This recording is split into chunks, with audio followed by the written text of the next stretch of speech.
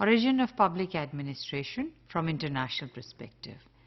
We are going to talk about the theory of public administration and from where it originated. The origin of theory of public administration and as well as the practice of public administration started from United States of America in late 19th century. What were the reasons that there was serious attention given to the theory and practice of public administration? One of the reasons was that the governments were hiring people or were recruiting people on the basis of a spoils system. What is a spoils system? A spoils system is a system where the governments keep civil servants who help them during their election campaign. दूसरे अल्फाज में हम यूँ कह सकते हैं कि जब भी कोई पॉलिटिकल पार्टी अमेरिका में उस वक्त इलेक्शन जीत जाती थी तो जब हुकूमत में आती थी वो उन सिविल सर्वेंट्स को जॉब्स और पोजीशंस और अपॉइंटमेंट्स देती थी जिन्होंने उनकी इलेक्शंस में मदद की थी. इस सिस्टम को स्पॉइल सिस्टम कहते हैं. इसका नतीजा क्या निकला? इससे जो गवर्नमेंट की एफिशिएंसी थी वो कम हो गई है. It became more inefficient. Corruption set in. Governments corrupt हो गई. इसके अलावा ये था कि इनकॉम्पिटेंसी भी जो थी सिविल ब्यूरोक्रेसी में यूनाइटेड स्टेट्स में बढ़ती चली गई. यानी आप यूँ समझ लीजिए कि लेट 19th सेंचुरी की जो यूनाइटेड स्टेट्स ऑफ अमेरिका की गवर्नमेंट थी वो किसी भी डेवलपिंग आजकल की डेवलपिंग कंट्री की सिविल ब्यूरोक्रेसी की तरह से इनकॉम्पिटेंट कह लीजिए और उसमें बेशुमार करप्शन थी. इसका नतीजा क्या निकला? इसका नतीजा ये निकला कि बहुत से लोग जो ये समझते थे कि गवर्नमेंट इनएफिशिएंट और इनइफेक्टिव होती जा रही है तो उन्होंने इस चीज़ को देखा कि वो जिस मकसद जो हुकूमत का मकसद है वो मकसद हुकूमत पूरा नहीं कर रही है.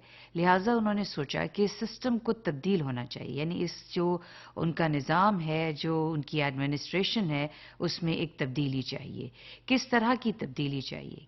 करप्शन ख़त्म हो और इनएफिशिएंसी जो है वो उसका भी खात्मा किया जाए. लिहाजा इस जो मूवमेंट शुरू हुई वहाँ पर उस मूवमेंट का नाम था रिफॉर्मर्स या प्रोग्रेसिव्स मूवमेंट शुरू हुई.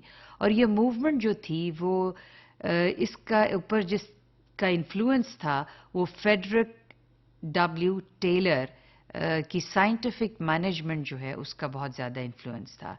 यानी टेलर को फादर ऑफ साइंटिफिक मैनेजमेंट कहा जाता है और इस थियरी के मुताबिक आप किसी भी अदारे की एफिशिएंसी को जो है वो बेहतर कर सकते हैं. लिहाजा ये जो रिफॉर्मर्स मूवमेंट थी इस पे फ्रेडरिक डब्ल्यू टेलर की साइंटिफिक मैनेजमेंट का बहुत ज़्यादा इन्फ्लुएंस था. ये इसमें रिफॉर्मर्स ने किस चीज़ के ऊपर एम्फसाइज किया? उन्होंने इस चीज़ पे एम्फसाइज किया कि हुकूमत के लिए ज़रूरी है कि वो ज़्यादा से ज़्यादा दिलचस्पी ले या इंटरवीन करे इकोनॉमिक और सोशल एरियाज़ में. इसका मतलब ये था कि ऐसी सिविल ब्यूरोक्रेसी होनी चाहिए जो गवर्नमेंट की बढ़ती हुई जिम्मेदारियों को अच्छी तरह से निभा सके. यानी सिविल सर्वेंट्स के अंदर जो रिफॉर्म्स आने चाहिए उसमें ये होना चाहिए कि जो सिविल सर्वेंट्स हैं उनका टेन्योर होना चाहिए. यानी ये नहीं होना चाहिए कि जो पॉलिटिशियंस हैं वो अपनी मर्जी से सिविल सर्वेंट्स की या ब्यूरोक्रेट्स की तब्दीली अपनी मर्जी से करते रहें. यानी टेन्योर होना चाहिए. अगर 3 साल के लिए उनको किसी जॉब पे अपॉइंटमेंट मिली है तो उनको 3 साल से पहले वहाँ से ट्रांसफ़र या पोस्टिंग नहीं करनी चाहिए. इवन अगर कोई किसी पॉलिटिशियन को वो सिविल सर्वेंट पसंद है या नापसंदीदा है. दूसरी चीज़ जो थी उसमें जिसको एम्फसाइज किया गया वो था न्यूट्रलिटी. यानी जो सिविल सर्वेंट्स हैं उनको पॉलिटिकली न्यूट्रल होना चाहिए. यानी वो किसी भी पॉलिटिकल पार्टी की साइड्स ना लें. लिहाजा उनकी न्यूट्रलिटी को एम्फसाइज किया गया. और तीसरी चीज़ जो थी फाइनेंशियल मैनेजमेंट थी जिसकी को बेहतर करने की ज़रूरत थी. इस तमाम चीज़ के लिए एक लॉ लाया गया जिसका नाम था पेंडल्टन एक्ट 1883 जिसके बीच में पार्टिजनशिप ख़त्म की गई और लाइन आइटम बजट जो है उसको इंट्रोड्यूस किया.